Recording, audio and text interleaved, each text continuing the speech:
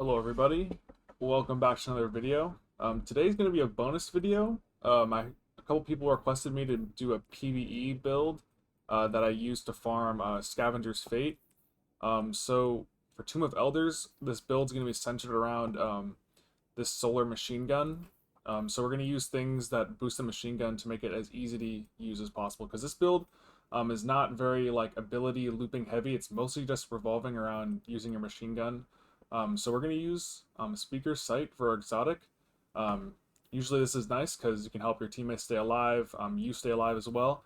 And the healing is really nice for completing like the objectives where we have to sit and hold, interact on one of the things for a long time while you're getting shot. So this helps you stay alive nicely. So we're also going to be using Well of Radiance. We have Touch of Flame and Healing Grenades to get the super strong Healing Grenade and the Healing Turret. Incinerator Snap, just a nice melee to proc Radiant really easily. Healing Rift.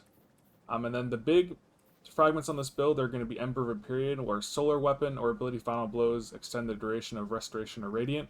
So you can throw your Healing Grenade and then melee something, you'll have Restoration and Radiant because of the powered melee. Make you Radiant, and throwing your grenade will give you Restoration. And then you're just going to use a machine gun, and then you're just going to destroy all the adds.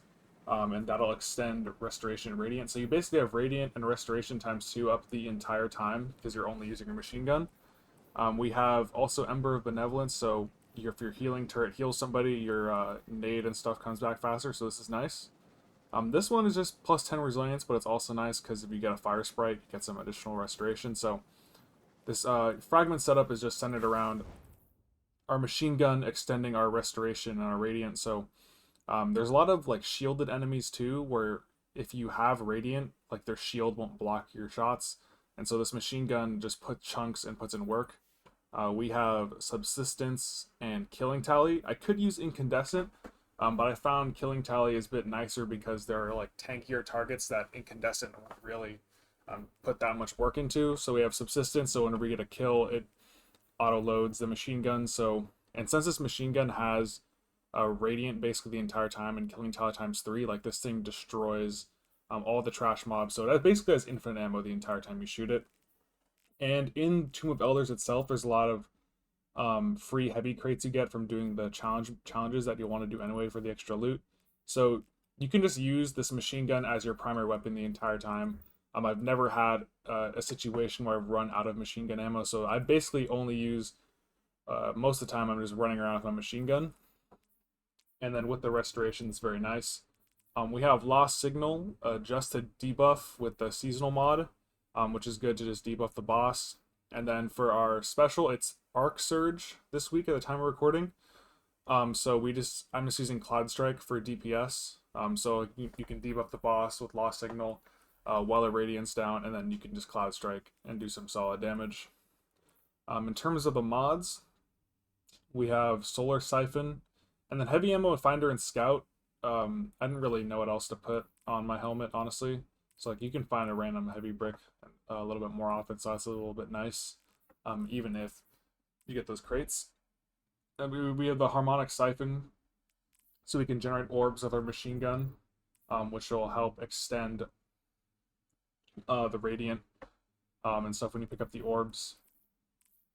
We have Heavy-Handed, so whenever we melee something and get a kill, with Incinerator Snap would make an orb.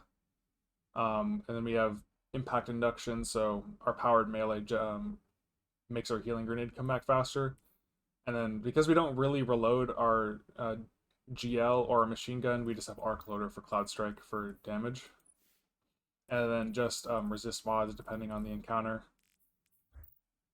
And then in terms of boots, we have a Solar Surge to buff the damage of the machine gun even more.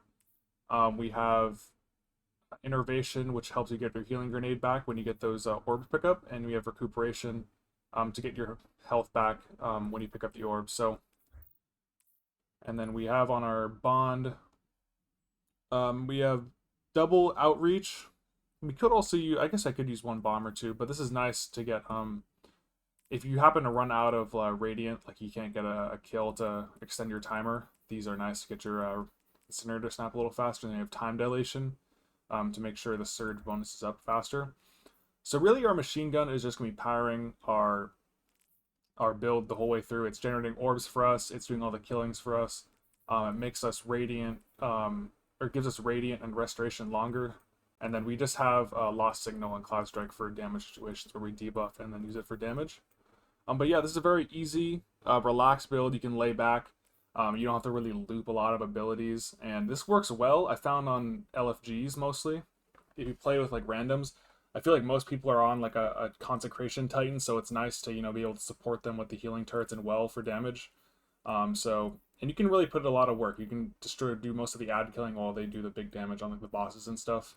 And it's nice because it can help keep your teammates alive. So yeah, without further ado, we'll just roll the gameplay of just a full Contest of Elders run that I did. So yeah, thanks for all the support lately on the video, guys, and I'll catch you guys next time.